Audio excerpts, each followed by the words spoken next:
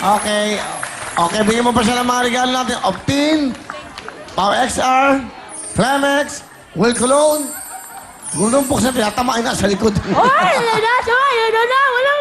Okay, thank you. Okay na, Ben. Okay na. Okay na. Kunin mo na yung mic. Okay? Thank you. Kanina pa siya masaya. Thank you. Okay, di ba? Kompleto lahat dito. Ano yung mga yan? Will, payong ka ba? Kasi, umulan at umaraw, ikaw ang, ano yan? Hindi ay mabasa. Ikaw ang kanlungan ng mga nangangailangan. Mga taga saan ba kayo? Batangas po. Bigyan mo ng 5,000. Pangkain yan. Pwede na yan, pangkain. Di ba? Alright, thank you very much. Salamat po, mamaya.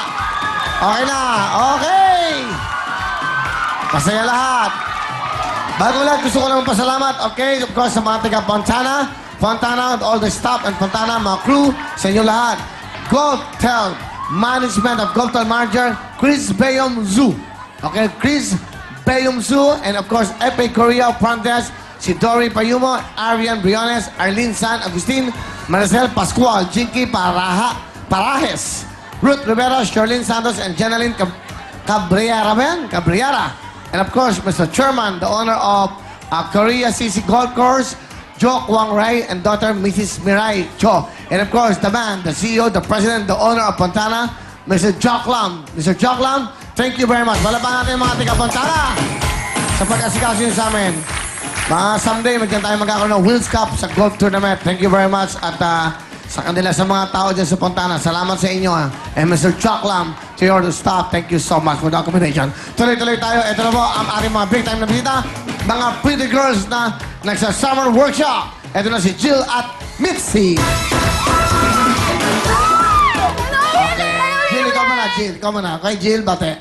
Hello po sa papa ko dyan na nasa bahay. Dyan ka lang pa. Relax ka lang. Sa lola ko, lola nan, lolo daddy, mga tita ko. Apteng, kalika dito para magkaintindihan tayo. Okay, ikaw mag-interview. Go. Okay, bate.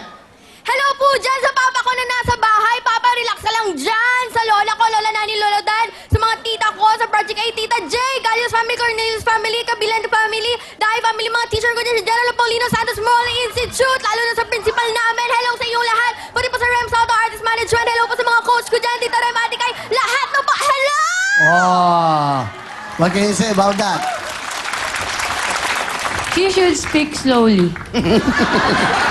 That's your advice? Yeah, you should speak slowly. Lowly. Slowly. Speak lowly. Okay. Ano ginagawa mo, Jill?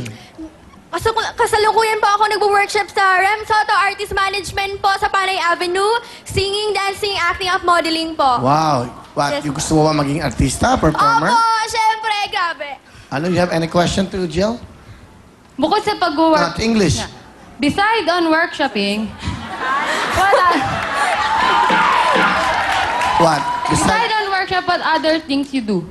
Isa lang po ako, YouTuber po. Nag-upload po ako ng video sa YouTube. Yeah.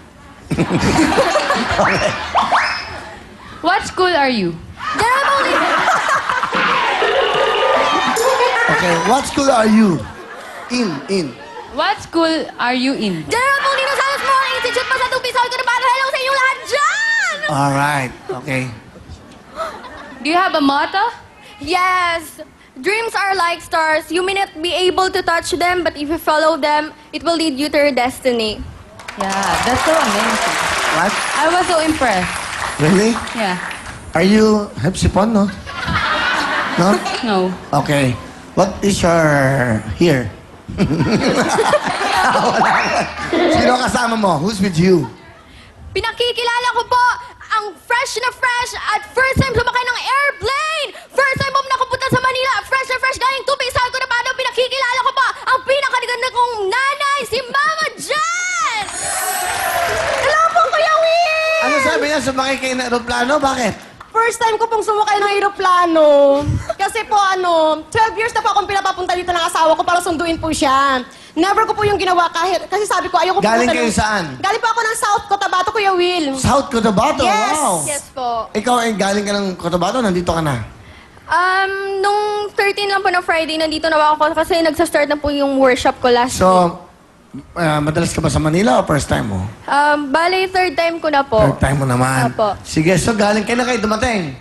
Kanina lang po, alas 11 ng umaga, ng tanghali po. Dahil gusto ni Jill, nandito Opo, kayo. kayo lang po, Will, ang nakapapunta sa akin dito sa Manila. Dahil takot na takot po ako po sumakay ng aeroplano.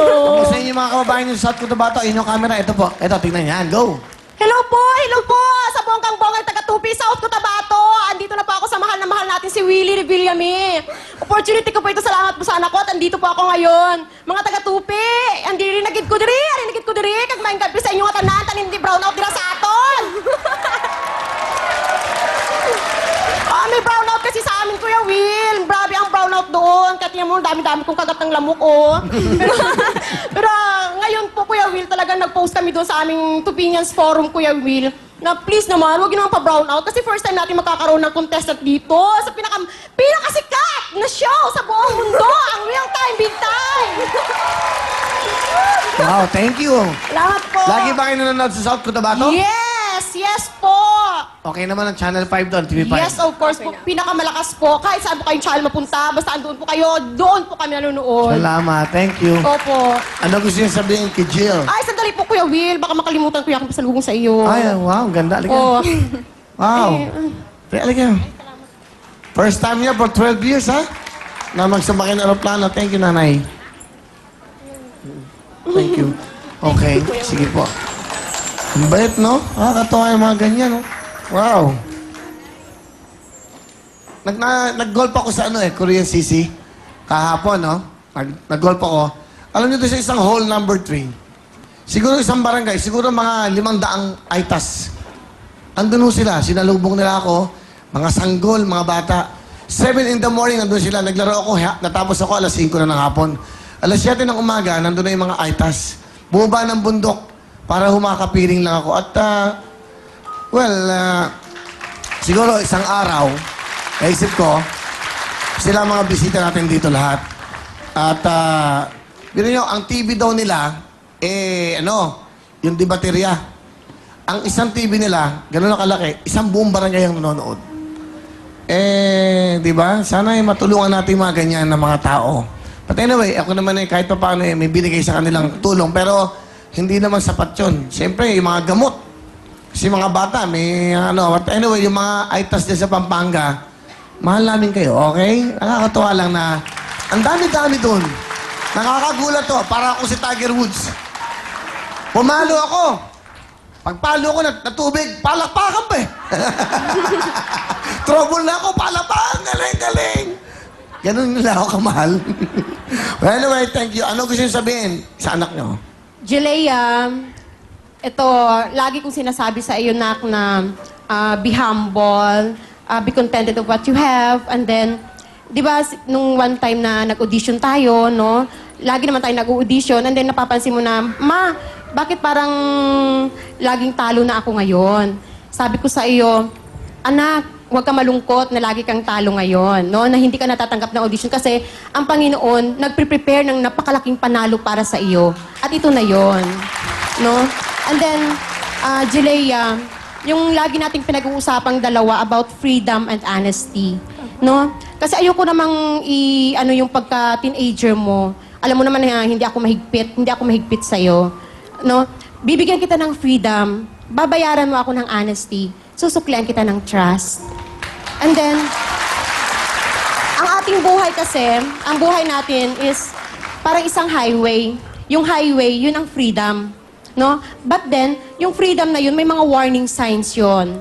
No? Hindi ang buhay mo, ida-drive mo yun ng maayos. But then, so yung highway na yun, kahit hindi naman lahat ng highway may pulis no? Hindi lahat ng panahon nababantayan kita. So, you drive honestly. You drive